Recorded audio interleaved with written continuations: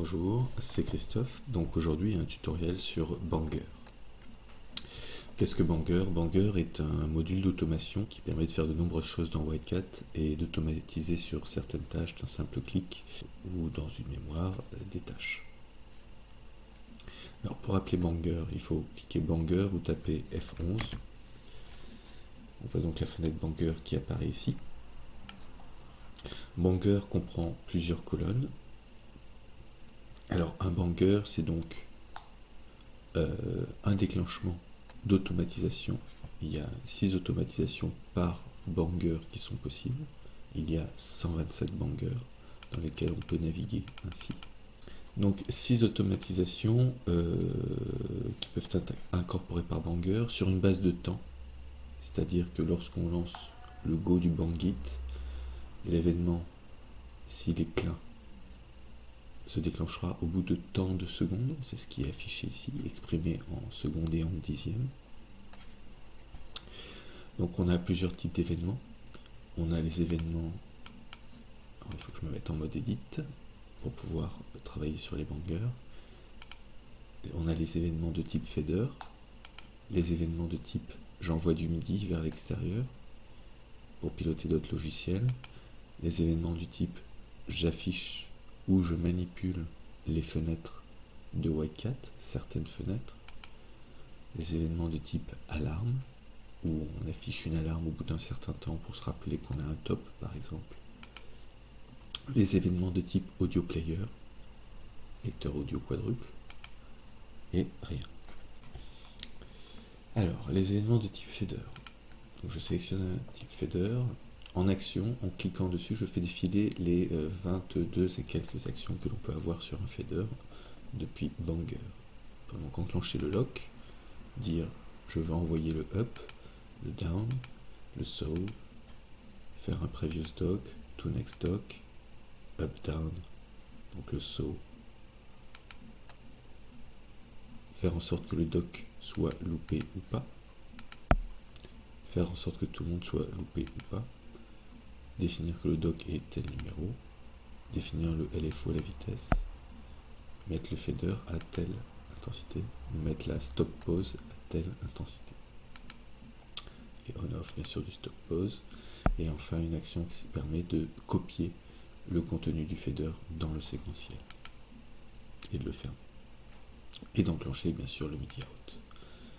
Et ensuite on a toutes les actions de type all fader at 0, all speed at 0, all lock, all LFO, all loop, all at 0, MIDI out at 0 et la fonction recall. Les logs précèdent. Ce qu'on va vouloir encoder, pour donner un exemple de l'intérêt de Banger, ce qu'on va vouloir encoder c'est déjà une fonction de une simili-fonction de channel time. C'est-à-dire que sur ce crossfade qui se fait en 20 secondes, ici, donc on part de 16 vers 17, donc en blind, on voit qu'on a cette montée de circuit là. Là on est sur un noir.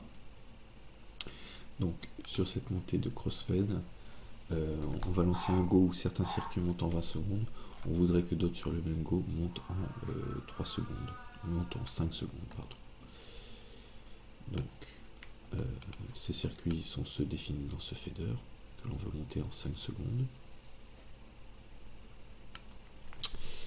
Je vais appeler la fenêtre time,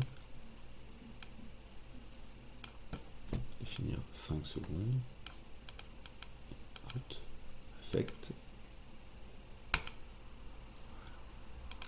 Donc là, ce doc-ci est enregistré en 5 secondes. Je vais lui donner un descriptif pour savoir ce que c'est dans ma conduite. C'est quand même important.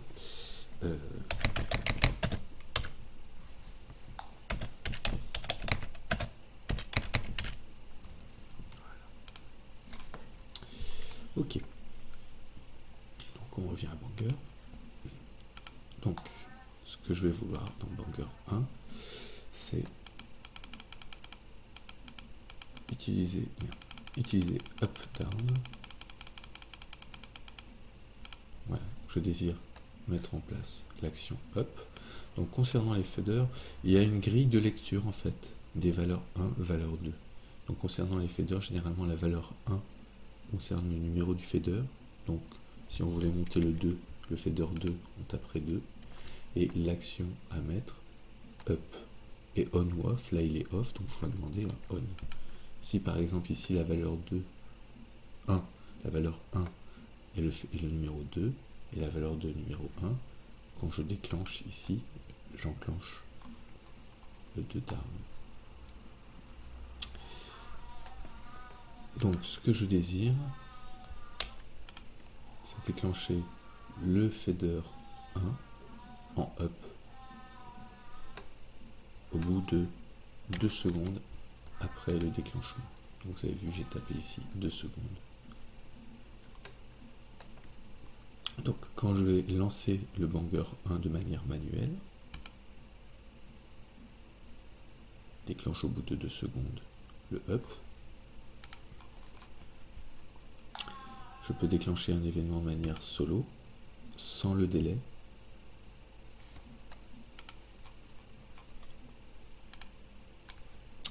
Ok, là notre banger est créé pour un événement. Je vais nommer ce banger pour mon organisation à moi.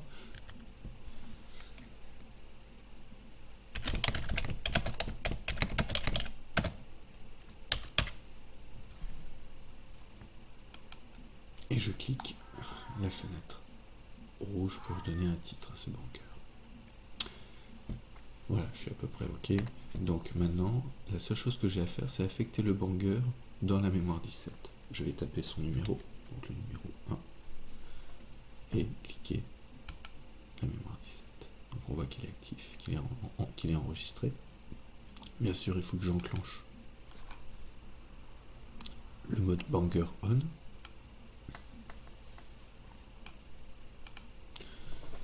Et je lance donc mon go. Donc au bout de 2 secondes, le up va se déclencher, pendant que le crossfade lui il va se faire, donc le up va se faire en 5 secondes, pendant que le crossfade lui va se faire en 20 secondes.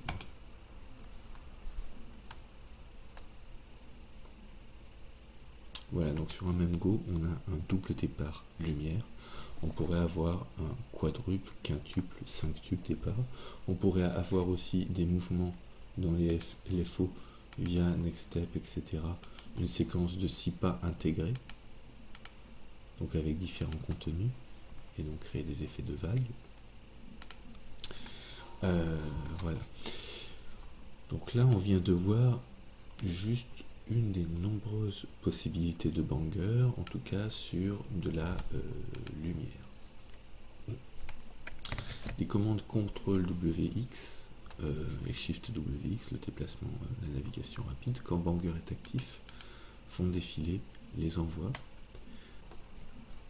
Donc, les crossfades, pour l'instant en version 0.7.6, le banger n'est pas affecté par le LFO du crossfade. Le temps qu'on passe une grosse étape de debug sur les tempos, etc., voir si tout fonctionne, parce que les algorithmes sont un peu compliqués. Ce qui est important de savoir, c'est que lorsqu'on fait un go back, le go back est enclenché sans période de temps, c'est-à-dire qu'il se fait instantanément. Toutes ces automations ne sont pas pour l'instant asservies à l'accéléromètre. Le linkage de l'accéléromètre par rapport au déclenchement des LFO par exemple, ou par rapport au délai de déclenchement, se fera dans un temps certainement en version 0.8. Pour l'instant, pour bosser en théâtre, c'est déjà pas mal. Tous ces événements permettent d'avoir quand même des combinaisons assez puissantes.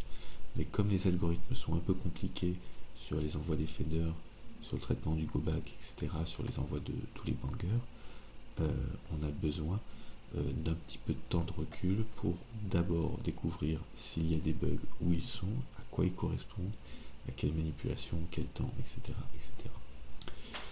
Bon, alors là on a vu donc dans cette mémoire le banger 1 avec un événement fader up, et il y a 6 événements.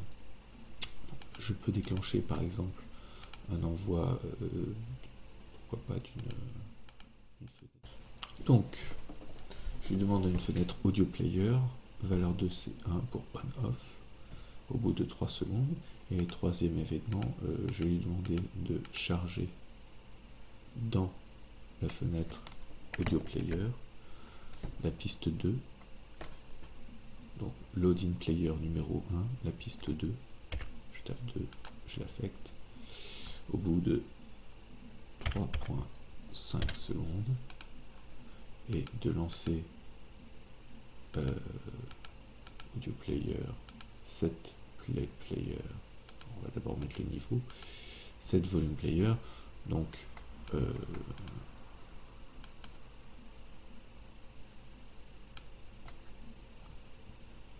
je mets mon niveau qui m'intéresse. Donc là les valeurs s'expriment de 0 à 127. Donc on va faire un petit fond, on va la mettre à 20 sur 127. Donc c'est le volume qui s'injecte.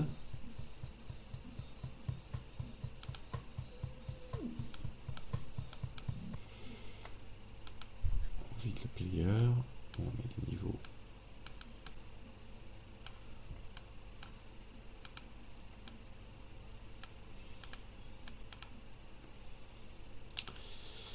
Voilà, cette volume player donc à 4 secondes, donc j'ai le temps, et que par contre l'audio player, je lui ai envoyé un play, donc l'audio player 1, set play player 1, et on va lui mettre donc le player 1, l'audio player en play, donc on, au bout de 6 secondes.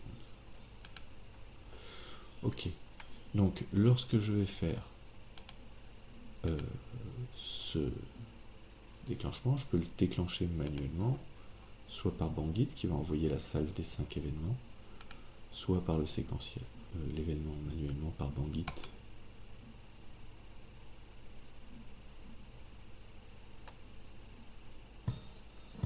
Voilà, donc là on a vu l'automation. La chose est possible bien sûr depuis le séquentiel. On réamorce nos automations.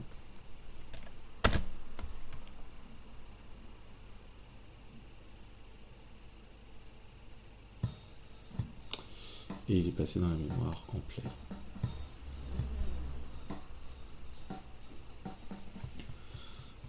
Donc là, on vient de voir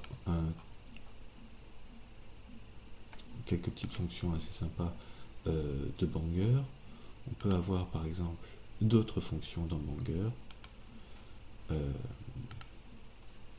Donc on a par exemple la fonction send MIDI où plusieurs signaux existent. Donc on peut envoyer un key on à vélocité 127 sur le channel MIDI, par exemple 0, pitch 56. Et là on verra vers l'extérieur une commande en MIDI qui va piloter un autre logiciel tierce qui sera branché sur un MIDI Hawk par exemple.